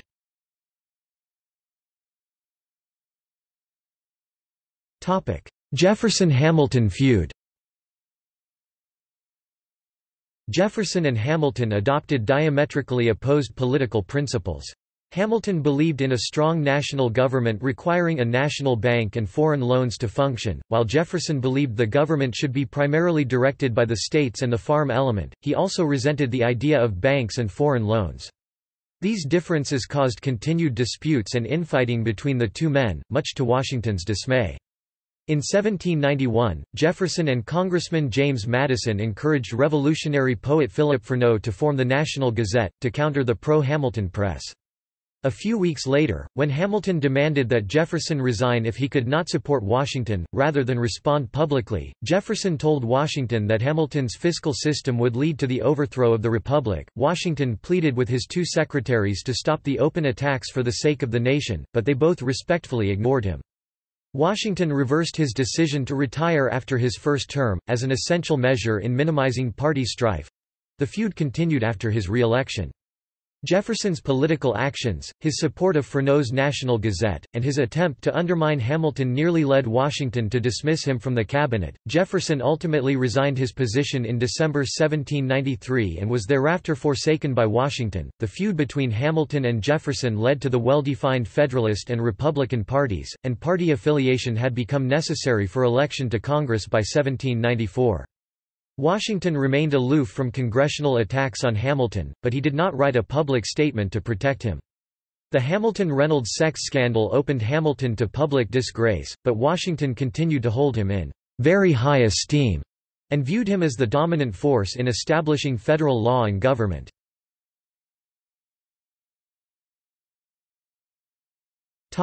Whiskey Rebellion. In March 1791, Congress imposed an excise tax on distilled spirits to help pay the national debt. Grain farmers strongly protested in frontier districts, especially the westernmost counties of Pennsylvania, saying that they were unrepresented and unfairly shouldering too much of the debt, and compared their situation to the unfair British taxation during the former Revolution. Washington, after making numerous appeals, issued a final proclamation on September 25, threatening the use of military force, and reminded the protesters that, unlike the rule of the British Crown, the federal law was the result of the consensus of state-elected representatives. Threats and violence against tax collectors escalated into full-scale defiance of federal authority in 1794, giving rise to the Whiskey Rebellion. The Federal Army was too small for the task, so Washington invoked the Militia Act of 1792 to summon militias from Pennsylvania, Virginia, Maryland, and New Jersey. Governors sent the troops, with Washington taking initial command. He subsequently named Light Horse Harry Lee as field commander to lead the troops into the rebellious districts. The rebels dispersed, and there was no fighting. Washington, at 62, became the first and only U.S. president to command troops in a combat situation. Washington's forceful action demonstrated that the new government could protect itself and its tax collectors. This represented the first instance of the federal government using military force to exert authority over the states and citizens, and remains the only time a sitting president has commanded troops in the field. Washington justified his action against certain self-created societies, whom he regarded as subversive organizations that threatened the national union. He did not dispute their right to protest, but insisted that their dissent not flagrantly violate federal law. Congress overwhelmingly agreed and extended their congratulations to him, with only Madison and Jefferson expressing their indifference.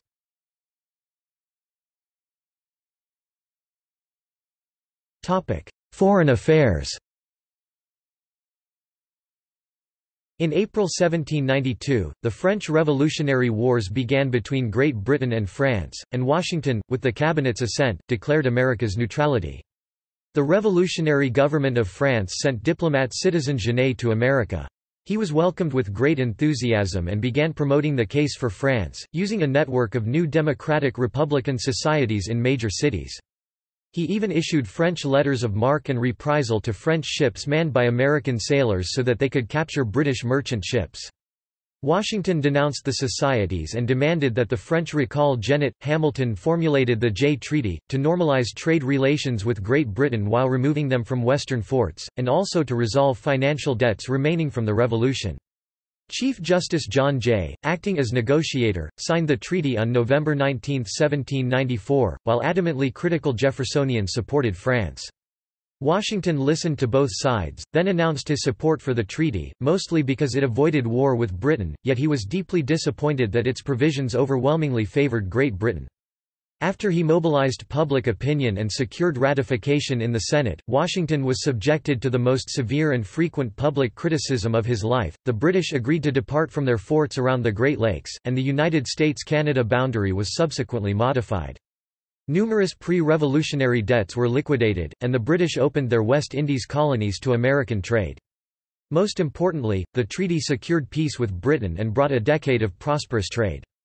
Jefferson claimed that it angered France and invited rather than avoided war. Relations with France deteriorated after the Jay Treaty was signed, leaving subsequent President John Adams with the prospect of war. When James Monroe, American minister to France, was recalled by Washington for his opposition to the Jay Treaty, the French refused to accept his replacement, Charles Cotesworth Pinckney. 2 days before Washington's term ended, the French Directory declared the authority to seize American ships.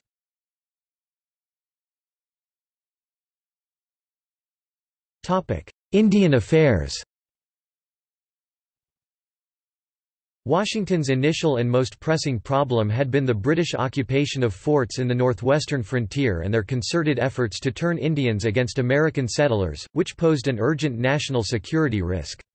The Northwest Indians allied with the British and formed a confederation under Miami Chief Little Turtle to resist American expansion, and from 1783 to 1790 an estimated 1,500 settlers were killed in isolated Indian attacks. Washington made Indian policy a priority from the start of his administration in 1789, determined that Indian affairs would be directed entirely by the great principles of justice and humanity.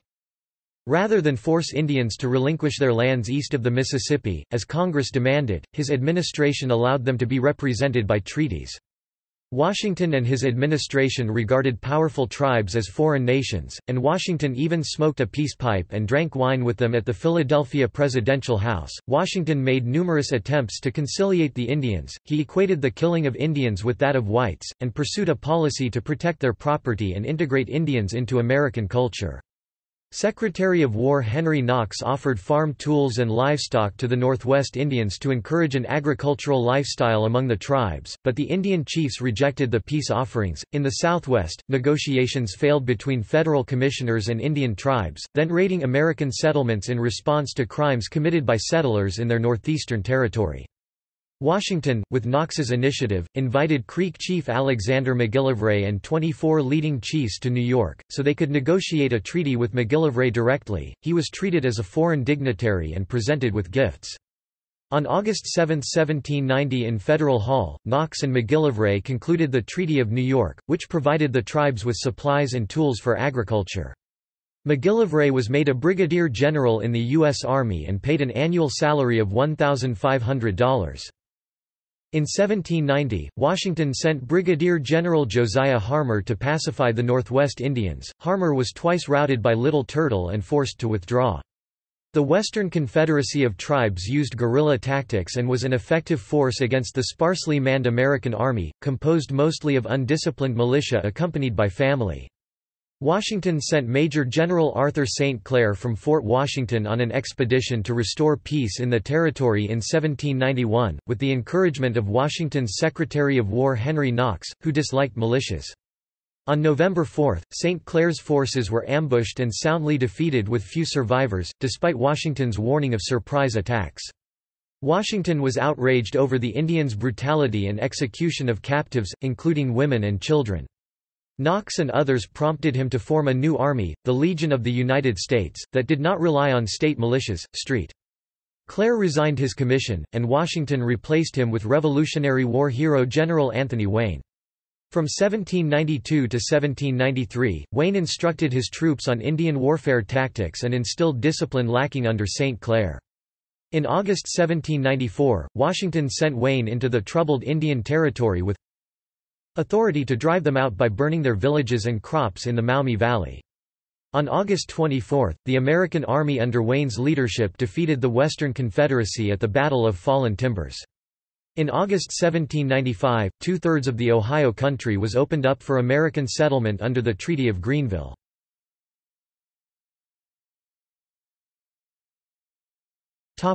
Second term.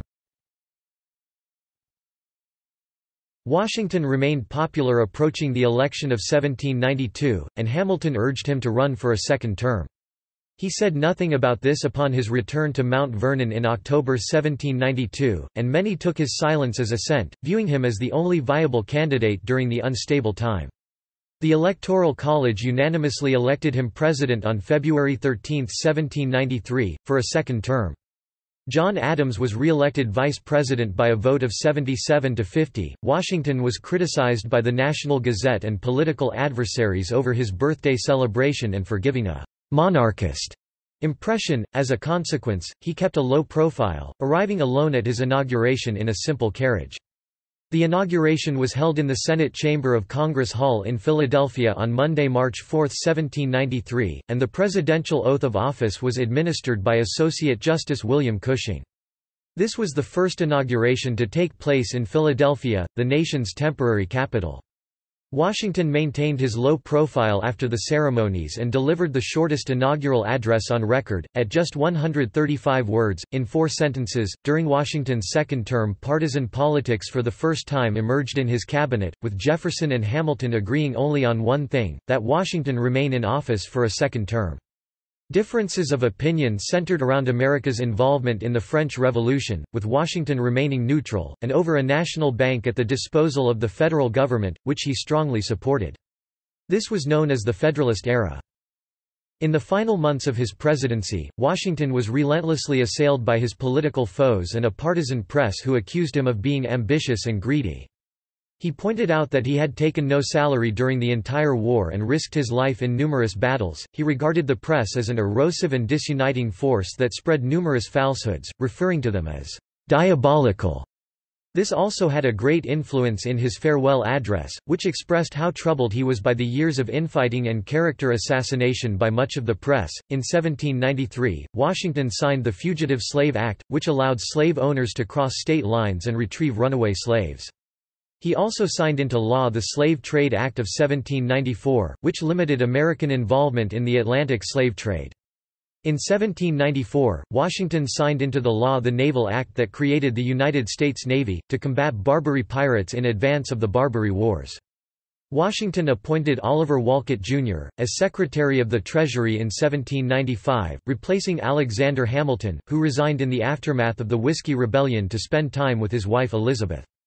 The upshot of the rebellion strengthened Washington's bond with Hamilton, while distancing him from Knox, who resigned. At the end of his second term in 1797, Washington retired for personal and political reasons, fatigued and disgusted with the virulent attacks on his integrity, and believing that only without him could America realize a truly contested presidential election.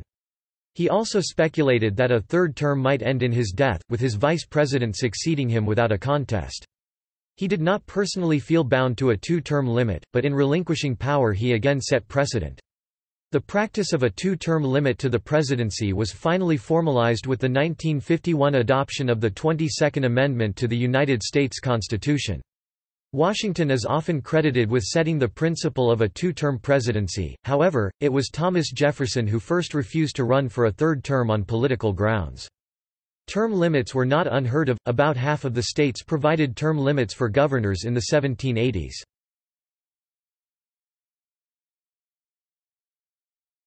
Topic: Farewell address. Washington planned to retire after his first term as president, and in 1792 he had James Madison draft a farewell message with a given sentiment and theme. On his re-election, he stored the draft in his presidential desk. He gave that draft, including text he added, to Hamilton to complete on May 15, 1796, for the end of his second term. The final version was published on September 19, 1796, by David Claypool's American Daily Advertiser, and then published by 3 other Philadelphia newspapers. It warned against foreign alliances and their influence in domestic affairs, and against bitter partisanship in domestic politics. It also called for men to move beyond partisanship and serve the common good, stressing that the United States must concentrate on its own interests. He counseled friendship and commerce with all nations, but advised against involvement in European wars. He stressed the importance of religion, asserting that, "...religion and morality are indispensable supports." In a republic, Washington's address, influenced by Hamilton, did not quell bipartisan politics but instead served to aggravate them, setting the tone for the coming 1796 election, which pitted Jefferson against Adams. Although Washington favored Federalist ideology, and is said to have supported Adams, he did not publicly endorse him. On December 7, 1796, Washington read his 8th annual address to Congress.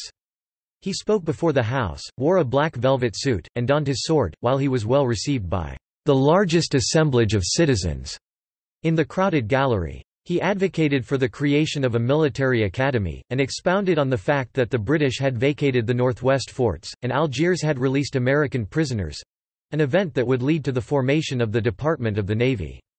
The speech was well received. On February 8, 1797, Adams was elected president, while Jefferson was elected vice president. Washington's farewell address proved to be one of the most influential statements on republicanism.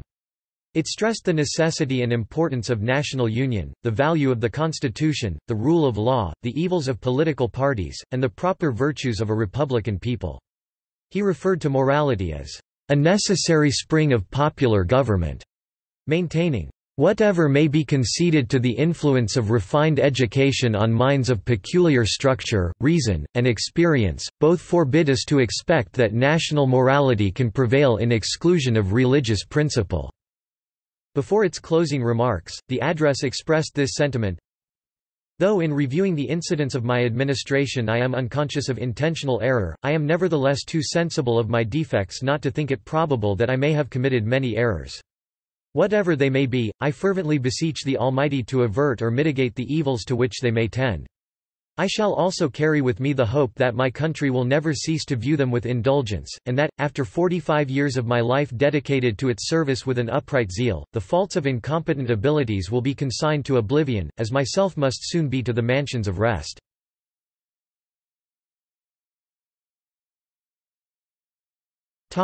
Retirement 1797 to 1799. Washington retired from the presidency in March 1797 and returned to Mount Vernon with a profound sense of relief. He devoted much time to his plantations and other business interests, including his distillery, which produced its first batch of spirits in February 1797. His plantation operations were only minimally profitable. His lands in the West Piedmont yielded little income because they were under attack by Indians, and the squatters living there refused to pay him rent. He attempted to sell off these holdings but failed to obtain the price he sought. Once in retirement, he became an even more committed Federalist. He was vocal in his support of the Alien and Sedition Acts and convinced Federalist John Marshall to run for Congress to weaken the Jeffersonian hold on Virginia. Washington grew restless of retirement, prompted by tensions with France, and he wrote to Secretary of War James McHenry offering to organize President Adams' army. French privateers began seizing American ships in 1798, and relations with France deteriorated and led to the quasi-war. Adams offered Washington a commission as lieutenant general on July 4, 1798, and as commander-in-chief of the armies raised for service in that conflict.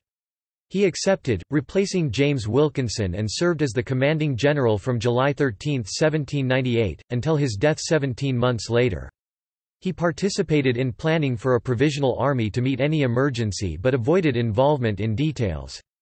In advising McHenry of potential officers for the army, he appeared to make a complete break with Jefferson's Democratic Republicans. "You could as soon scrub the blackamoor white, as to change the principles of a professorist Democrat, and that he will leave nothing unattempted to overturn the government of this country." Washington delegated the active leadership of the army to Hamilton as Major General. No army invaded the United States during this period, and Washington did not assume a field command. It is popularly assumed that Washington was rich because of the well-known, glorified facade of wealth and grandeur at Mount Vernon, but nearly all of his wealth was in property in the form of land and slaves rather than ready cash. Historians estimate that this estate was worth about $1 million in $1,799, equivalent to about $20 million in 2018.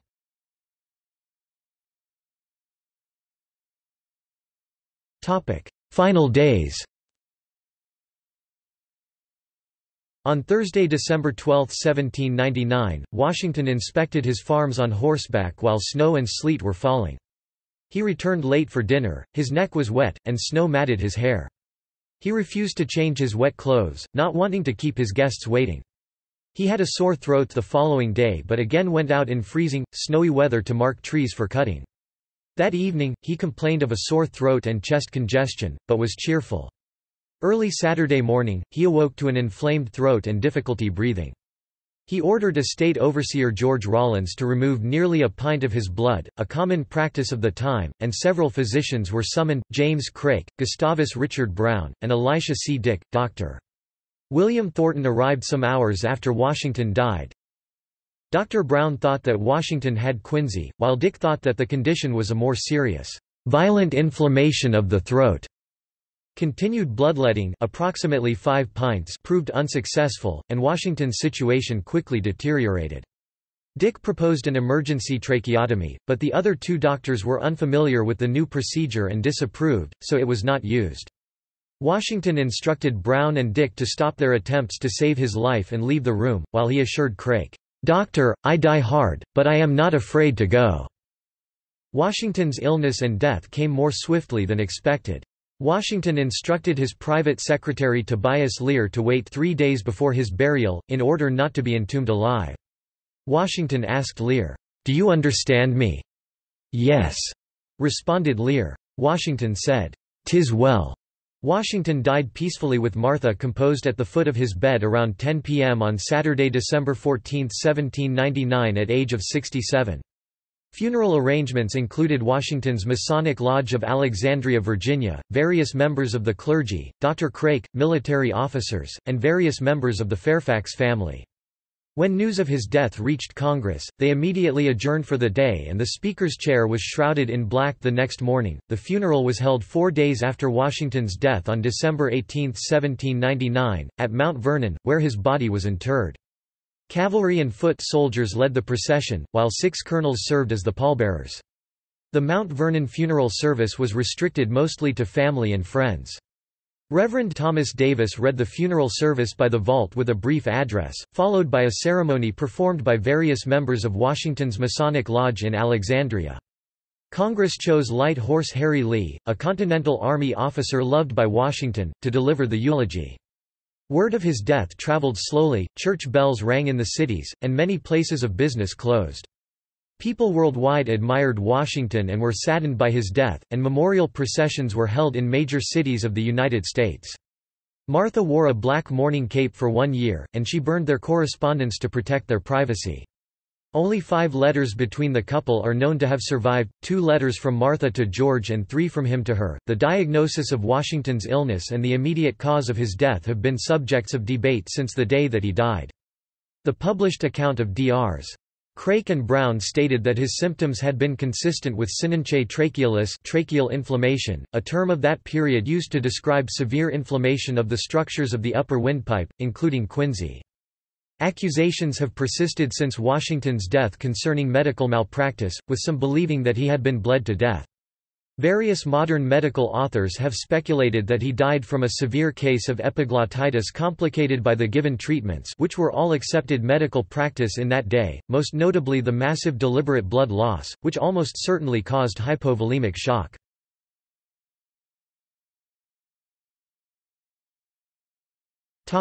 Burial. Washington was buried in the old family vault at Mount Vernon, situated on a grassy slope covered with juniper and cypress trees. It contained the remains of his brother Lawrence and other family members, but the decrepit vault was in need of repair, prompting Washington to leave instructions in his will for the construction of a new vault. In 1830, a disgruntled ex-employee of the estate attempted to steal Washington's skull. The next year, the new vault was constructed at Mount Vernon to receive the remains of George and Martha and other relatives. In 1832, a joint congressional committee debated moving his body from Mount Vernon to a crypt in the Capitol. The crypt had been built by architect Charles Bulfinch in the 1820s during the reconstruction of the burned-out Capitol, after the burning of Washington by the British during the War of 1812. Southern opposition was intense, antagonized by an ever-growing rift between North and South. Many were concerned that Washington's remains could end up on a shore foreign to his native soil should the country become divided, and Washington's remains stayed in Mount Vernon. On October 7, 1837, Washington's remains were placed, still in the original lead coffin, within a marble sarcophagus designed by William Strickland and constructed by John Struthers earlier that year. The sarcophagus was sealed and encased with planks, while an outer vault was constructed around it.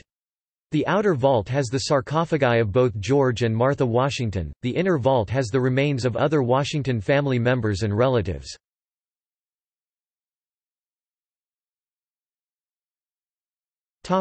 Personal traits. Washington was somewhat taciturn in personality, though he generally had a strong presence among others.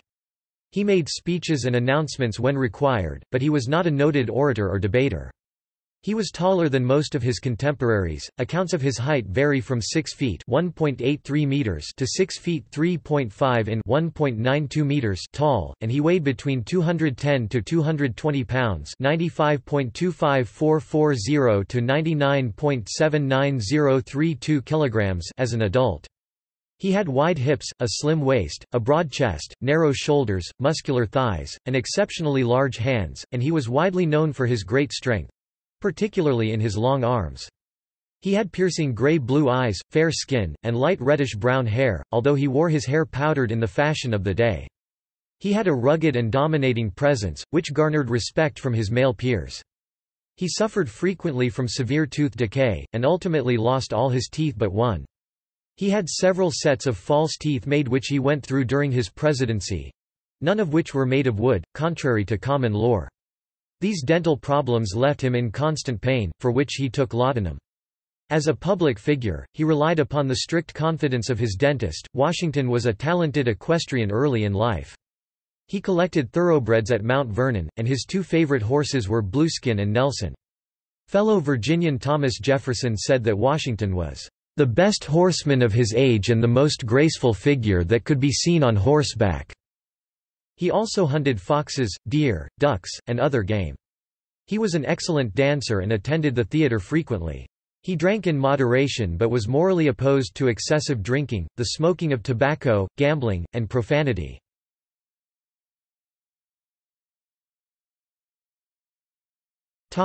Religion and the Enlightenment.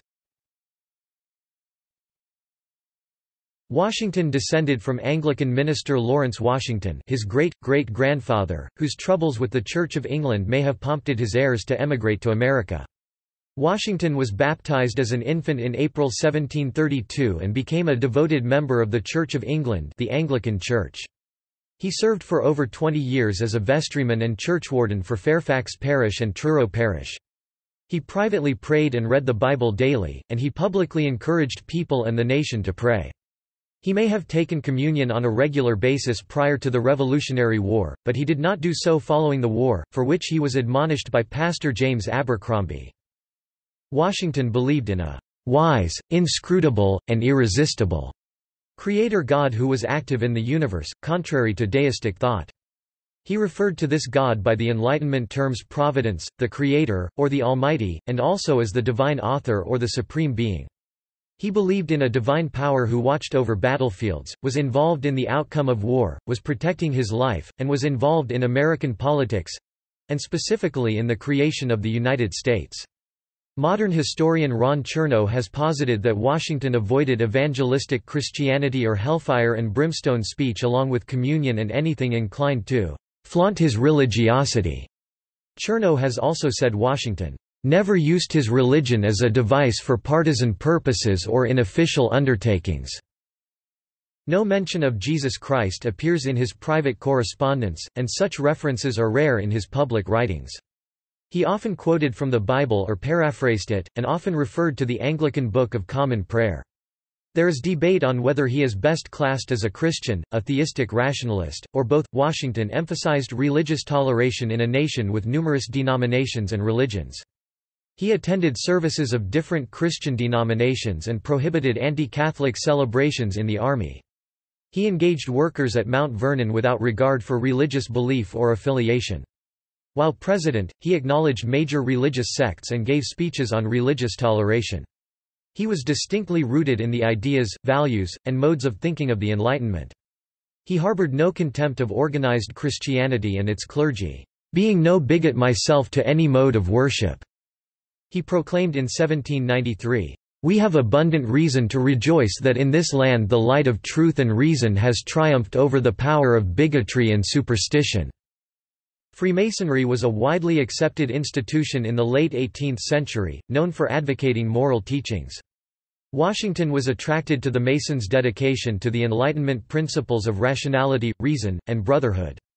The American lodges did not share the anti-clerical perspective of the controversial European lodges. A Masonic lodge was established in Fredericksburg, Virginia, in September 1752, and Washington was initiated 2 months later at the age of 20 as one of its first entered apprentices. Within a year, he progressed through its ranks to become a Master Mason. Before and during the American Revolution he used Masonic lodges as meeting places to plot against the British. Washington had a high regard for the Masonic order, but his personal lodge attendance was sporadic. In 1777, a convention of Virginia lodges asked him to be the Grand Master of the newly established Grand Lodge of Virginia, but he declined due to his commitments leading the Continental Army. After 1782, he corresponded frequently with Masonic lodges and members, and in 1788 he was listed as Master in the Virginia Charter of Alexandria Lodge No. 22.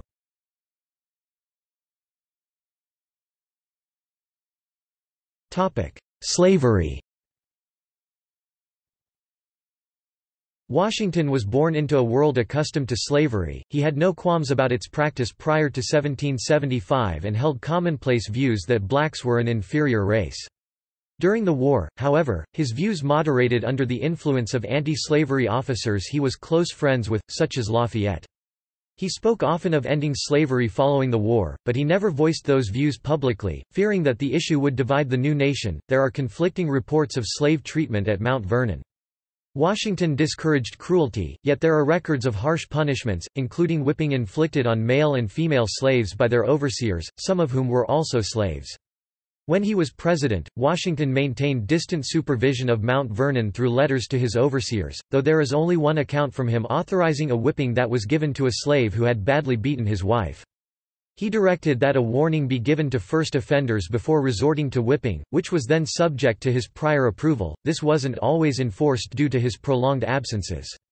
In severe circumstances, he shipped unruly slaves to the West Indies. He also used nonviolent forms of discipline, including cash payments, material incentives, and admonition and advice.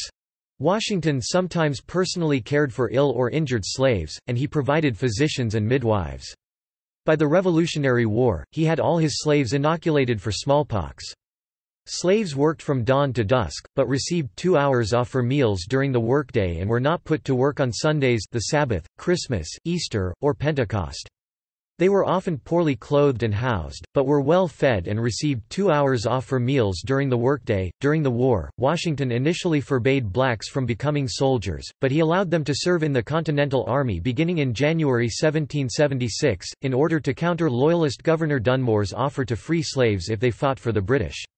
After the war, Washington supported many slaves who were too young or too old to work, both greatly increasing Mount Vernon's slave population and causing the plantation to operate at a loss in the process. By 1799, there were 317 slaves living at Mount Vernon. He owned 124 outright and held 153 for his wife's dower interest. At times, Mount Vernon slaves ran away to find freedom. To avoid any controversy, Washington used secretive methods to return them rather than post public advertisements in the North. Washington never set any of his slaves free. However, in 1799, he addressed his personal struggle with slave holding by making a new will that directed his 124 slaves be freed upon the death of Martha. He was among the few slave-holding founding fathers to do so. He provided that old and young freed people be taken care of indefinitely, younger ones were to be taught to read and write and placed in suitable occupations. Martha freed his slaves on January 1, 1801, a year after Washington's death and a year before her own. Modern historian John E. Ferling has posited that Washington's freeing of his slaves through his will was an act of atonement for a lifetime of concurrence in human exploitation.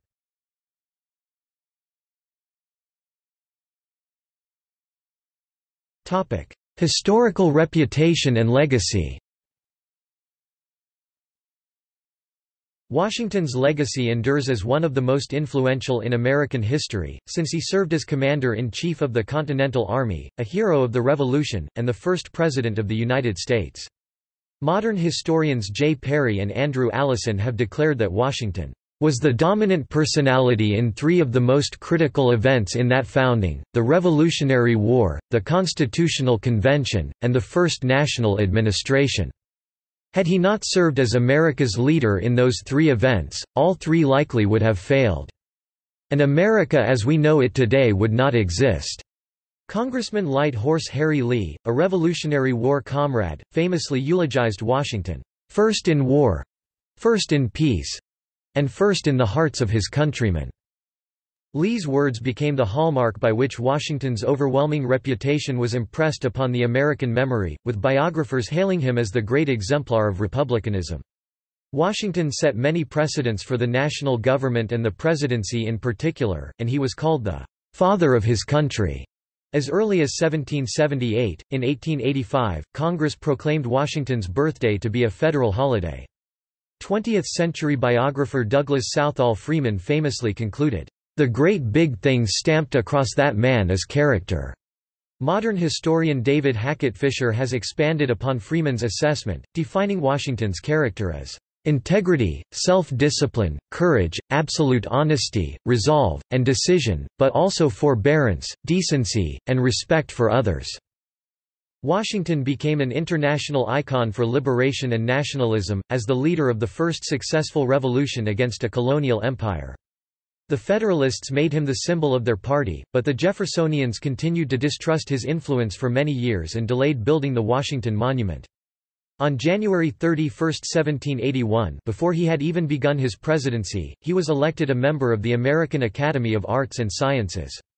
During the United States bicentennial, to ensure Washington would never be outranked, Washington was posthumously appointed to the grade of General of the Armies of the United States by the Congressional Joint Resolution Public Law 94-479 passed on January 19, 1976, with an effective appointment date of July 4, 1976. Parson Weems's hagiographical account The Life of Washington 1809 helped elevate Washington to heroic legendary status. The authenticity of Weems's anecdotes, which include the story of Washington cutting down the cherry tree as a child and his famous utterance, "I cannot tell a lie," is unknown.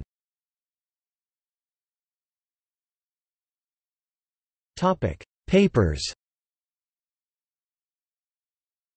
The serious collection and publication of Washington's documentary record began with the pioneer work of Jared Sparks in the 1830s in Life and Writings of George Washington, 12 vols, 1834–1837. The Writings of George Washington from the Original Manuscript Sources, 1745–1799 1931–44 is a 39-volume set edited by John Clement Fitzpatrick, who was commissioned by the George Washington Bicentennial Commission.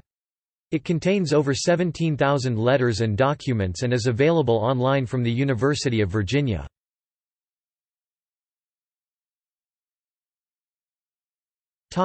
Monuments and memorials.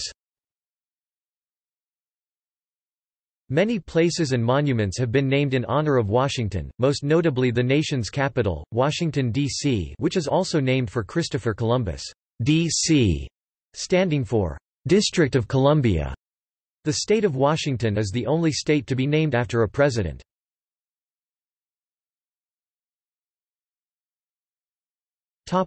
Postage and currency. George Washington appears on contemporary U.S. currency, including the $1 bill and the quarter-dollar coin, the Washington quarter. Washington and Benjamin Franklin appeared on the nation's first postage stamps in 1847. Since that time, Washington has appeared on many postage issues, more than any other individual.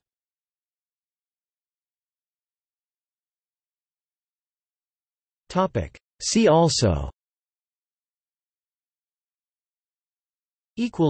Notes